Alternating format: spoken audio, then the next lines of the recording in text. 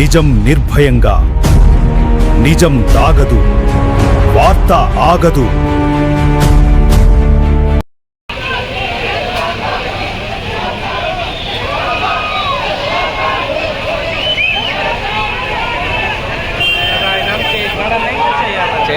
చేయాలని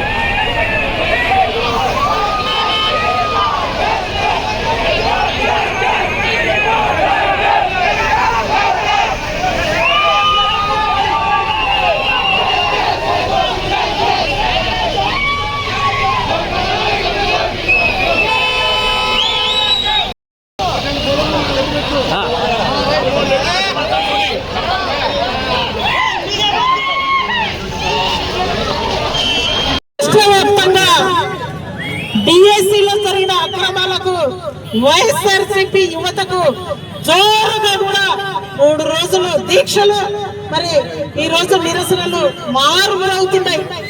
దీన్ని చూసి మరి వెన్నుపాటు ప్రభుత్వం వణుకు ఉట్టి నో పర్మిషన్ వైఎస్ఆర్సీపీ వాళ్ళకి అన్నారు.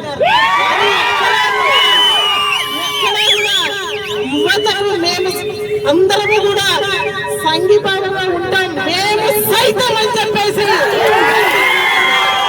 ప్రతి నాయకుడు, ప్రతి కార్యకర్త, ప్రతి ఒక్కరూ ఇక్కడకు విచ్చేసిన ప్రతి వాళ్ళకి కూడా నేను పాదాభివందనం చేస్తున్నాను, నా యొక్క అభినందనలు తెలియజేస్తున్నాను. మీడియా మిత్రులకు మరి ప్రతి ఒక్కరికి మరి నా యొక్క నమస్కారాలు తెలియజేస్తున్నాను. 3 రోజులు దీక్షలతోనే వెన్నుపోటు ప్రభుత్వంలో వణుకు పుట్టింది. ఏంద్రా ఎక్కడ చూసినా ఇంత వాళ్ళ శిబిరాలని కోడిగుట్లకు వేస్తున్నాం, శిబిరాల పైకి పోతున్నాం. మన దోపిడీలకు ఎక్కడా కూడా భయపడలేరు వైఎస్ఆర్సీపీ వాళ్ళని. ఈరోజు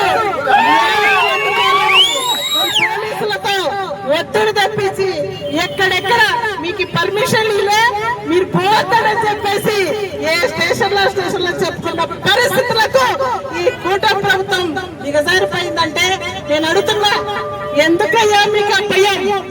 ఎందుకయ్యా మీకు ఆ భయం? మన వైఎస్ఆర్సీపీ వాళ్ళు మరి నిరసనకు వస్తుంటే మీరు క్లారిటీ ఉన్నారు కదా, మళ్ళా మీరు ఈ రోజు అధికారంలో ఉన్నారు.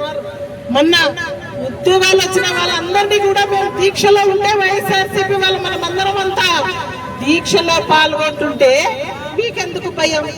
మాకు అగెనిస్ట్ గా మీరంతా జిల్లా హెడ్ క్వార్టర్ లో ఎవరికైతే ఉద్యోగాలు వచ్చింటో వాళ్ళని తీసుకుపోయి మరి కొండారెడ్డి గుడిసి ఎక్కించి మరి మీరు నిరసన తెలపాల్సిన అవసరం ఎందుకు వచ్చింది అని మేము అడుగుతున్నాం. మేము అంటలేం కదా, మొత్తం జరిగినటువన్నీ కూడా అవగతం మేము అంటలేం. వచ్చిన వాళ్ళందరినీ కూడా టీఎస్ ఎగ్జామ్ లో మెరిట్ లో వచ్చిన వాళ్ళందరూ కూడా ఉన్నారు కొంతమంది, మేము అడుగుతలేం. మా 3వ డిమాండ్లు వైఎస్ఆర్సీపీ అధ్యక్షుడు చేస్తున్న డిమాండ్లు, మేము చేస్తున్న డిమాండ్లు 3 అవి ఏంటివి చెప్పనా? ఒకటి, స్పోర్ట్స్ కోటాలో ఉండేటివి అవకతవకలు ఎలా జరిగాయి, స్పోర్ట్స్ కోటాలో ఉండేటివి సిబిఐ విచారణ జరిపించండి అని మేము అడుగుతున్నాం. దానిలోని మీరు విచారణ జరిపించండి, దానిలో సిబిఐ విచారణ జరిపించకుంటే వెంటనే నీ కొడుకు విద్యాశాఖ మంత్రి లోకేష్ గారిని మీరు నిజంగా జరిగినాయి అని తెలిసి ఈ ఎంతకు మీరు రాజీనామా చెయ్యండి అని మా డిమాండ్ యువత తరఫున. వైఎస్ఆర్సీపీ డిమాండ్ అయ్యా ఫస్ట్ది. రెండోది, డిగ్రీ చదివిన వాళ్ళందరికీ కూడా ప్రతి వాళ్లకు జాబు లేని వాళ్ళకి 3000 నిరుద్యోగ వృత్తి ఇస్తామన్నారు. అన్నారా లేదా? నిరుద్యోగ వృత్తి ఇవ్వండి అయ్యా. 2 సంవత్సరాలు పూర్తయి 3వ సంవత్సరంలోకి అడుగు పడింది అని 2వ డిమాండ్. 3వ డిమాండ్ ఏందో తెలిసినా, మరి యువతకి జగన్మోహన్ రెడ్డి అన్న ఉన్నప్పుడు 6 నెలలకు ఒకసారి ఫీజు రీయింబర్స్మెంట్ పడేది. మరి 6 నెలలకు ఒకసారి వసతి దీవెన, అంటే పల్లెల్లో ఉన్న వాళ్ళు పట్టణంలో పోయి చదివితే వాళ్ళు ఉండి చదువుకోవడానికి వసతి దీవెనతో సహా ఏర్పాటు చేశాడు. అది మేము ఇస్తామని చెప్పారు, మీరు ఇచ్చారా అని అడుగుతున్నాం. విద్యార్థులు ఈ 3 దారుల పైన మా దీక్షలు, ఈరోజు మా నిరసనలు దీనికి వ్యతిరేకంగా మీరంతా కూడా మీ గవర్నమెంట్ ఉందని చెప్పేసి మరి నిజంగా వచ్చిన ఉద్యోగస్తులను తీసుకపోయి వస్తారా లేదా అని చెప్పేసి మీ భయాలతో మరి వాళ్ళందరినీ కూడా తీసుకొని పోయి వైసీపీ వాళ్ళు చేసేటువంటి అబద్ధాలు మరి మేము నిజంగా ఉద్యోగాలు ఇచ్చినామా లేదా అని మనల్ని కూడా ఒక బురిటి కొట్టి మాయ చేసి మధ్యంతరం చేయడానికి అని చెప్పేసి హెడ్ క్వార్టర్ జిల్లా హెడ్ క్వార్టర్ అంతా కూడా వాళ్ళు మన ధర్నా చేయడం అంతా కూడా ఎలాగైతే డిఎస్సి దగా డిఎస్సిగా ఎలా చేశారో ఆ ధర్నాలు కూడా అలాగే వాళ్ళు చేస్తున్నారు దగా ధర్నాలే. ఈరోజు ఎవరయ్యా ఏ వర్గం వాళ్ళు బాగున్నారు మీ అధికారంలో? ఒక రైతు బాగున్నాడా? ఒక విద్యార్థి బాగున్నాడా? ఎవరు బాగున్నారు? ఇంతవరకు 2-3 ఏళ్ళు వస్తుంది, ఒక్క పింఛన్ లేదయ్యా, కొత్త పింఛన్. సూపర్ 6 మేము సూపర్ గా చేశామన్నారు, అంటే కొత్త పింఛన్ లేకపోవడం సూపర్ 6 లో బాగా హామీలు. మరి మహిళలను నిండా కూడా 18 సంవత్సరాలు నిండిన వాళ్ళకి ప్రతి ఒక్కరికి కూడా మేము 18,000 ఇస్తామని చెప్పినారే, ఇది అబద్ధమా కాదా? 2 సంవత్సరాల నుంచి ఏ మహిళకు మీరు ఏ సంవత్సరం ఏ నెలలో మీరు ఇచ్చారని చెప్పేసి నేను అడుగుతున్నాను. కూటమి ప్రభుత్వాన్ని ఇచ్చారా అని అడుగుతున్నా మహిళా వాళ్ళని. మహిళా సంఘ అంతా కూడా మీకు దగ్గరలోనే బుద్ధి చెప్పే రోజులు కూడా దగ్గరలోనే ఉన్నాయని చెప్తున్నా. అదిగాక మళ్ళీ ఎస్టీ ఎస్సీ బీసీ ఓట్ల కోసం వాడుకొని ఈరోజు వాళ్ళందరికీ కూడా నెలకు 4,000 ఇస్తానని చెప్పి చంద్రబాబు నాయుడు ఏదేదో మీకు తోచిన పథకాలని పెట్టి మీకు తెలుసు ఇవన్నీ అసాధ్యమే, ఇవన్నీ నేను ఇవ్వలేను అని తెలిసి ఎలాగైనా కుర్చీ లాగుకోవాలి. కుర్చీ లాక్కున్నాక మళ్ళీ ఆ కుర్చీ లాగడానికి 5 సంవత్సరాలు పడతాడులేమ్మా మీకు.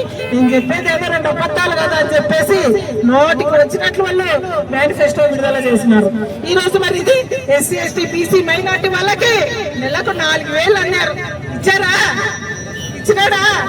ఎవరికన్నా ఇక్కడ 50 ఏళ్ళ కింద వాళ్ళు చాలా మంది ఉన్నారు అన్నలు. ఏ అన్న కన్నా 4,000 పింఛన్ వచ్చిందా అని అడుగుతున్నా. మరి ఇవన్నీ ఇవ్వకపోగా ఏదో హాయిగా ఏదో భార్య పిల్లలతో సహా 5 ఏళ్ళు జగనన్న సీఎంగా ఉండేప్పుడు పిల్లల్ని చదివించుకుంటూ అమ్మఒడి వేయించుకుంటూ ఆసరా వేయించుకుంటూ రైతన్నలకు అందుబాటులో రైతు భరోసాల ద్వారా రైతు భరోసాలు, వెల్నెస్ సెంటర్లు, సచివాలయాలు ఇవన్నీ కూడా గ్రామంలో మరి గ్రామ సమస్యలన్నీ గ్రామంలో ఇవ్వాలని చెప్పేసి 0% రైతన్నల అందరికీ కూడా సబ్సిడీ ఉచితంగా కట్టిన మహానుభావుడు జగన్మోహన్ రెడ్డి గారు.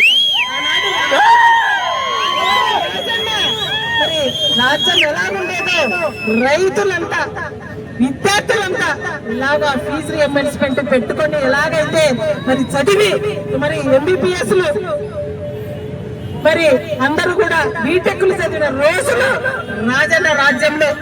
మీ అధికారం వచ్చినాక మరి ఫీజు రియంబర్స్మెంట్ లేదు, వసతి దీవెన లేదు, అమ్మఒడి ఏం చెప్పారయ్యా? అమ్మఒడి ఎంతమంది పిల్లలుంటే అంతమందికి మళ్ళా ఇస్తానని చెప్పినాడు. ఏమంటున్నాడు? అవునండి, ఎంతమంది ఉన్నా కదండి, నేను ఒకరొకరికి ఎన్నో డబ్బులు ప్రకటించినాడు కదా, మరి ఒకరొకరు 30,000 ప్రకటించినాడు. అంటే అయ్యా నేను చెప్తే బాగుండదేమో మందిలో, నువ్వు ఇచ్చిన 30,000 ఈ జనరేషన్ లో పిల్లలకు డైఫర్ల కూడా చాలా